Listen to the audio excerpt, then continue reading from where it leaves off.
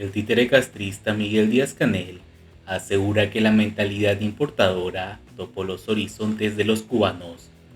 El dictador Miguel Díaz-Canel dijo que las bajas producciones en Cuba y la pérdida de los horizontes de progreso en el país se deben a la mentalidad importadora de algunos dirigentes de empresas estatales.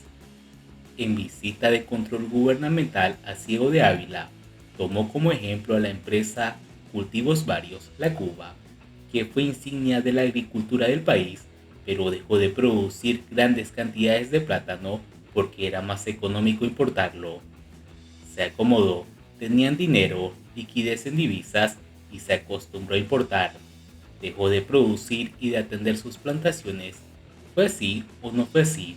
La mentalidad importadora nos topó los horizontes, dijo el dictador.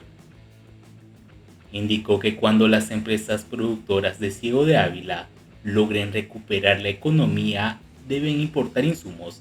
Aseguró que, en medio de la escasez de comida que atraviesa el país, este es un territorio que puede alcanzar la soberanía alimentaria.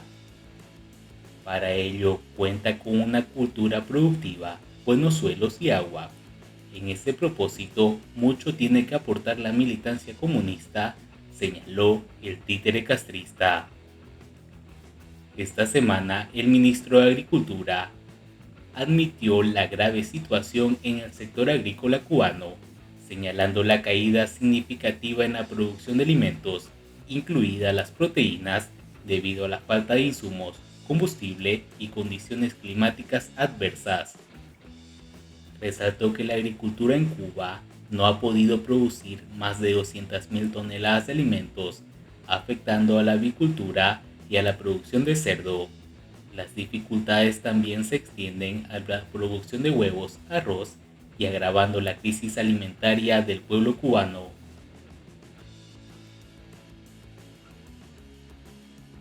Y bien amigos, seguimos con las noticias. Después de 2 meses en 320 pesos cubanos, el dólar empieza a subir en el mercado informal. La tasa de cambio del peso al dólar en el mercado informal ha marcado un récord de estabilidad durante septiembre y los primeros días de octubre. El Observatorio de Moneda y Finanzas de Cuba, OMFI, dirigido por el economista cubano residente en Colombia, Pavel Vidal, consta que el dólar acumuló 59 días seguidos en 320 pesos, una oración sin precedentes desde que se registra este tipo de operaciones.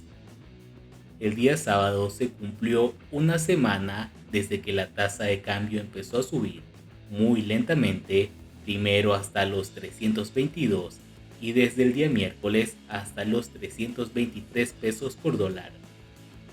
El observatorio es, no obstante, cauteloso y aunque vuelve a contemplar un alza, la previsión es más discreta de 326 a 339 pesos por dólar, es decir, una subida de entre un 1.5% y un 4.4%.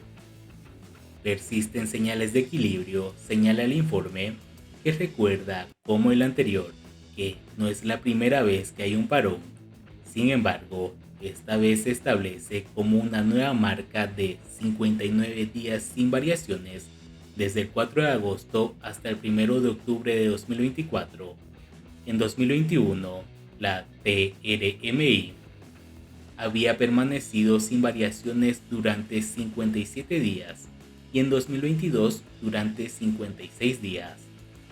Al igual que el pasado mes, el economista insiste en que los periodos de calma siempre han llegado precedidos de otros de inestabilidad. El dólar llegó a alcanzar casi 400 pesos en mayo, hasta el punto de que el gobierno acusó al toque de manipular la tasa de cambio con el objetivo de llevarla hasta los 500 el 11 de julio para forzar un estallido social coincidente con la fecha de una de las mayores manifestaciones del pueblo cubano contra la dictadura. Entre las causas de la parálisis momentánea de la tasa de cambio en el mercado paralelo, el informe menciona los desincentivos al crecimiento de las importaciones del sector privado. El gobierno ha aprobado varias medidas que pueden frenar las compras en el exterior de los privados, como el tope de los precios de 6 productos considerados de primera necesidad y el mayor control sobre las actividades principales de las MIPYMES, pero también hay otras anunciadas que mantienen en guardia al sector. En diciembre, las autoridades anunciaron que se bonificaría con un 50% el impuesto a las importaciones de materia prima para fomentar la producción nacional, mientras que se penalizaría en la misma cuantía a las compras de productos finalizados, aunque por ahora solo se aplica la norma al tabaco y al alcohol, previsiblemente con el temor de la escasez que produciría introducir los cambios en los alimentos. Los privados no están tranquilos.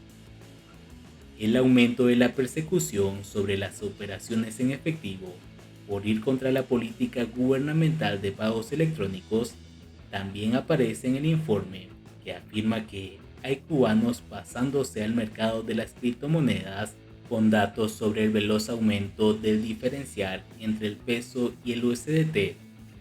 El informe de la OMFI abunda en el dramático contexto de la crisis económica que afecta a Cuba, incluyendo el desplome del turismo.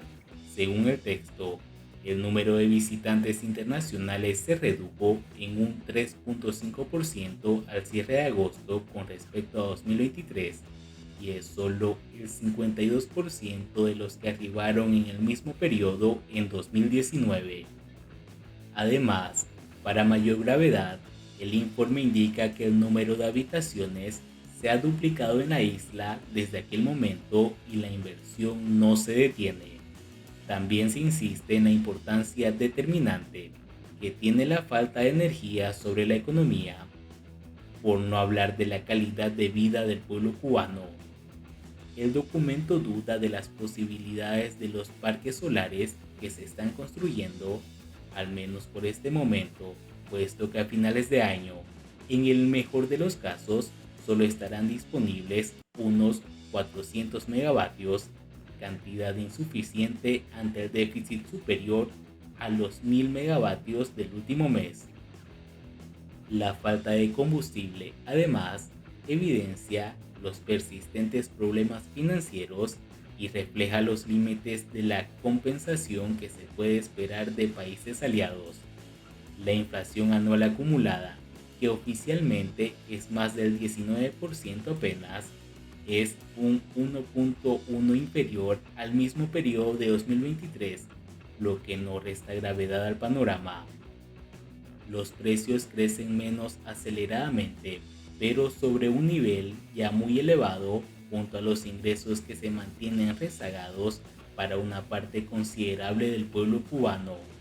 El informe también repasa los negativos datos de déficit fiscal, 18% del PIB aproximadamente.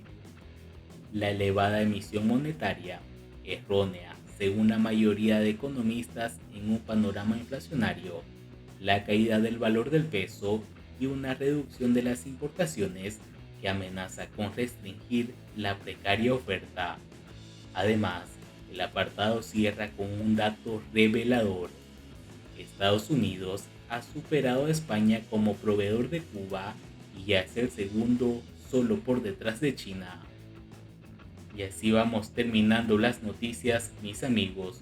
Por favor, no olviden compartir, denle me gusta y así nos estarían apoyando para seguir informando. Muchas gracias y nos vemos en el siguiente informe.